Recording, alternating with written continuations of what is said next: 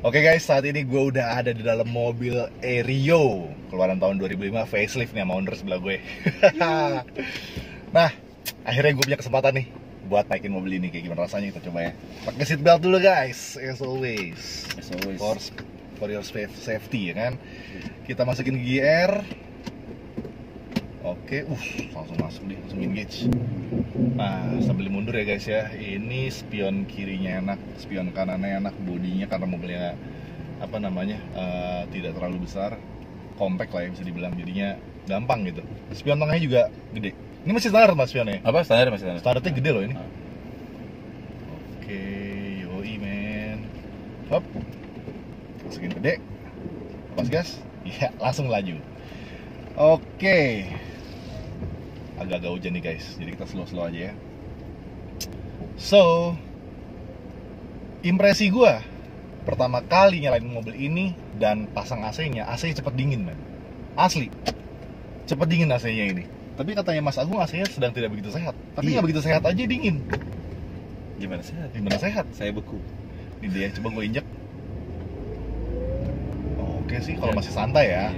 Dan Mas Agung kan udah di apa tadi di video apa di part 1 dikasih tahu tuh penyakitnya apa dan apa yang dilakukan sehingga mesinnya tenaganya jadi kedongkrak ya dan dibandingin standar. Nah terus guys, nih ya, dia itu nggak terlalu apa ya, ya terasa compact lah nih mobil ini overall. Nah sekarang gue coba U-turn nih.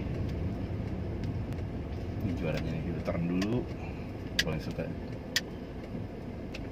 Pantain dong. Enak ya? Enak banget, yes. Oke, masih termasuk bagus radius puternya. Nah, kalau dia ganti gigi, surprisingly termasuk halus guys. Ini mobil dari tahun 2005 ini ya. Jadi dari gigi 1 ke gigi 2-nya udah gue coba rasain banget, ya ada lah berasa ganti. Cuman nggak sampai yang ganggu gitu. Once lo udah enjoy nyetir mobil ini, style musik segala macam juga lo nggak akan, lo pasti abai lah sama mobil ini saat ganti gigi. Gitu. Nah, sebagai supir yang gue rasakan adalah ini mobilnya once again compact, tapi kaca depannya termasuk gede, jadi view ke depannya enak. Terus bagasi lagi, apa namanya, kapas ini nggak kelihatan sama sekali. Ngedongak gini gimana? Tetap nggak kelihatan. Tetap nggak kelihatan guys. Tapi ngontrolnya enak gitu, karena mobilnya secara lebarnya itu dimensinya dia nggak lebar-lebar banget gitu. Jadi ngira-ngira kiri enak, tengah enak, kanan juga enak gitu. Terus ini setir juga gue seneng nih, bobotnya nggak terlalu enteng nih, karena gue suka mobil yang nggak terlalu enteng-enteng banget bobotnya. Terus spion kirinya jangkauannya bagus sampai ke pintu kedua gitu ya, pintu belakang. Spion kanan juga enak, jadi size spion ini nggak terlalu gede, jadi kalau papasan-papasan di jalan speed gue yakin ini nggak begitu ganggu. Lo menyelap-nyelip di jalan juga masih lincah karena udah bodinya emang compact, spionnya nggak terlalu lebar gitu ya. Nah sekarang gue coba U-turn lagi nih, U-turn untuk membuktikan untuk mempertegas impresi radius putarnya. Kanan kosong, bismillahirrahmanirrahim. Oke guys, mantap. Menurut gue sih nggak terlalu patah, cuman oke lah. Oke. Nah, terus abis itu cluster meternya. Nah, ini ternyata cluster meternya itu tidak optitron, jadi lo mesti pasang lampu kecil dulu, baru nyala semua lampu-lampu indikatornya gitu ya. Kecuali yang penunjuk posisi PRNDL-nya itu simetiknya dia ada lampu warna hijaunya gitu guys. Yang di warnanya warna apa? Apa tuh? Warnanya warna merah. Warna merah? Lampunya merah. Oh iya. Bukan kuning. Iya merah. Merah, iya, warna agak orange ya, iya, agak orange warnanya, bukan putih lampu latarnya. Nah, terus jarak dari ini nih rumah cluster meter sampai ke kaca itu terasa sedang lah ya, dibilang jauh enggak, pendek enggak, pas gitu. Terus untuk headroom, tinggi gue 179. Mas Agung berapa tinggi? 177. Headroomnya masih jauh men. Jauh asli. Terus yang lucunya ini mobil nih, dia itu kayak ada kaca tambahan lagi tuh, gue lupa istilahnya kaca apa. Jadi kalau kita mau nengok kiri sana di tempat-tempat tempat-tempat yang agak padat, blind spotnya agak lumayan ketolong tuh karena ada kaca kecil itu di kiri dan di kanan gitu. Terus pilar A-nya ini menurut gue juga nggak terlalu ngeganggu karena dia nggak terlalu landai ya. Jadi nengok ke kanan enak, nengok ke kirinya once again juga enak gitu buat ngelihat ada obstacle nggak sih di sudut kanan sudut kiri kayak gitu. Bangkunya sih menurut gue juga nyaman ini. Bahannya apa namanya ya? Ya fabric gitu, tapi dibilang empuk banget enggak, dibilang keras juga enggak gitu. Enak. Mantep nih guys. Dan apa ya? Road noise kalau menurut lo masuk nggak mas? Kalau lo pakai road noise masuk banget Road nggak? noise sebetulnya dia agak ini sih, agak kurang meredam sih. Kurang meredam, agak ya? meredam. Kalau di sini kan karena sepi ya. Mungkin kalau di jalan tol kita emang agak kurang meredam. Dan itu banyak sih bisa ngakalin, lo bisa tambahin Ya, peredam ya, atau betul. atau lo ganti ban yang lebih Silent. mantap lagi, lebih silent gitu. Nah coba nih, gue coba tarikan ini guys. Ini di D ya. Gue injek dikit. Oke, ini gue nggak injek banget sih guys karena lagi hujan. Udah. Terus kalau untuk rem, nah coba gue ngerem nih.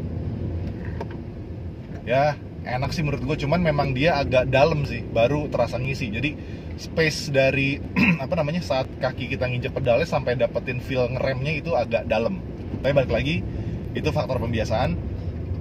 Kalau dibiasa sih no problem harus ya. Agak beda sama mobilnya Mas Hari. Kan pakem banget tuh. Mobil gue low MPV bro. Kalau ini kan mobil keren ini, dipakai drifting loh dulu. Waduh. Iya. Terus untuk tombol-tombol di konsol tengah juga gampang dipegang pakai tangan kiri, dijangkaunya deket-deket gitu, enak. Nih AC-nya enak nih asli. Enak ya? Enak dingin. Ini lagi kayak gini aja mantep loh, adem. Ya terus mobil ini ya, ini asli men, gue nggak terlalu butuh banyak apa namanya butuh banyak penyesuaian gitu untuk langsung dapat feel mobil ini karena size-nya enak banget gitu. Jadi buat lo yang mungkin lagi nyari mobil keluarga masih stylish, balik lagi tapi selera tuh ya. Tapi menurut gue sih bodinya bentuknya keren sih. Gue pun juga sempat mobil ini masuk bucket list gue untuk gue beli gitu, tapi belum rezeki. Terus kalau lo formatnya 2 dewasa 2 anak masih proper lah gitu. Karena once again ini bukan mobil 7 seater ya, bukan mobil 3 baris, ini mobil 2 baris gitu. Baris ketiganya buat barang. Asli men, mantep banget ini. Nah, terus posisi duduknya selain joknya juga nyaman, tapi nggak ini yang nggak semi bucket gitu. Sama empuk sih, coba Ya. jalan jelek aja. Kaki-kakinya juga enak nih. Nih. Iya Empuk enak gitu. lah, empuk, nggak yang kaku-kaku amat gitu. Enak lah, empuk. Mas Agung nih yang owner dia udah pakai kemana-mana, dia dibilang nih suspensinya terus nyaman. Nggak perlu ngerem lah. Ajar aja. Ajar aja, jangan rusak kayak mobil lo. Terus ya ini bisa jadi salah satu mobil yang bisa apa ya, jadi referensi lo lah gitu buat keluarga muda khususnya ya. Karena bentuknya keren, masih lumayan spacey juga.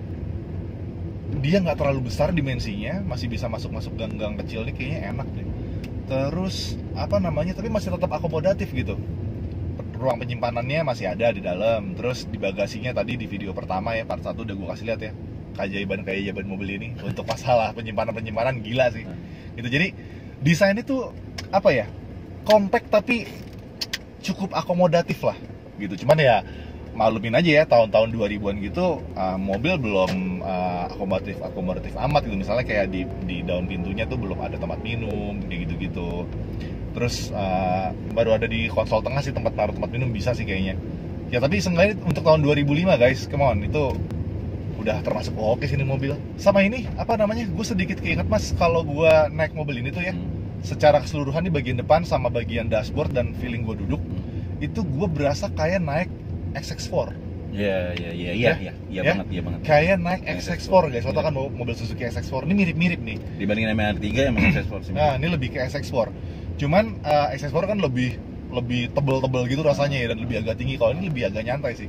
Tapi gue nggak tahu apa karena desain dashboard yang pendek atau gimana. Jadi gue berasa duduknya itu agak commanding sih. Agak commanding.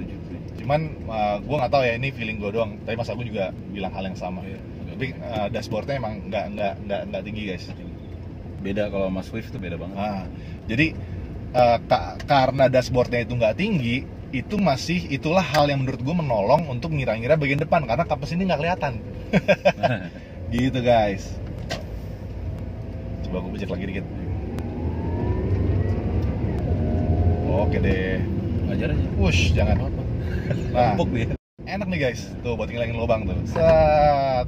Cuman dalam kecepatan yang dibolehkan di area ini ya, gue nggak yang ngebut-ngebut gimana. Mungkin kalau di tol atau di luar kota feelnya akan beda guys ya, kayak gitu. Cuman kalau buat dalam kota lo nyetir nyantai-nyantai buat istri lo antar jemput anak sekolah, kayak ini bisa masuk bucket list ya, gue jadi pengen. Murah lagi. Iya, iya, gitu aja sih guys menurut gue. Jadi apa ya? Ya ini untuk tahun 2023 video ini dibikin, menurut gue pribadi bentuknya masih oke lah. Timeless lah ya. Masih bisa dibilang timeless lah. Lo pakai kantor masih enak, pakai buat hari-hari masih enak. Dan ya udah santai-santai aja gitu. Gitu guys. Ini ada D, ada 2, ada L ya. Kalau nanya yang ekstrim, ada overdrive pakai L. Ada overdrive juga ya? Ada. Ini tombol yang kanan ini. Iya. Oh. Tekan aja. Kita coba dulu. Nyala tuh. Nah ini tombol overdrive ini guys, kalau dipencet kayak gitu, maka akan nyala kayak gini. Nah nyala tuh. OD tuh ya, overdrive ya. Nice. Berguna untuk nyalip-nyalip. Coba.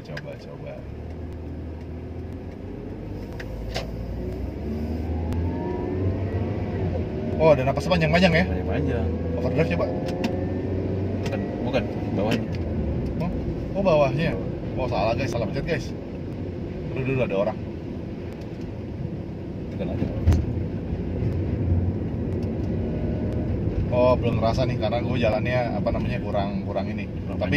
Tapi nolong masih overdrive itu buat biasanya, overtake ya. Ya kalau Matic kan misalnya gigi 4 tuh gitu kan, lo mau nyalip nih ya kan, ya udah kan bisa turun ketiga kan, overdrive aja. Kalau dibejek suka lemot soalnya. Iya, sama expander yang gue pakai Iya. dulu juga kayak gitu, harus pakai overdrive buat overdrive to overtake. Iya, overdrive to overtake. Yeah. Alright. Ya kayaknya segitu aja guys yang bisa gue sampaikan ke lo. Semoga bisa jadi sedikit referensi buat lo yang lagi nyari mobil Suzuki facelift. Oke, masa gue makasih banyak ya. Thank you waktunya. Once again thank you buat lo yang udah like, comment, and subscribe. Dari lo buat gue jangan lupa buat channel ini. Buat ini bro pamit. Sampai ketemu di video berikutnya. See ya.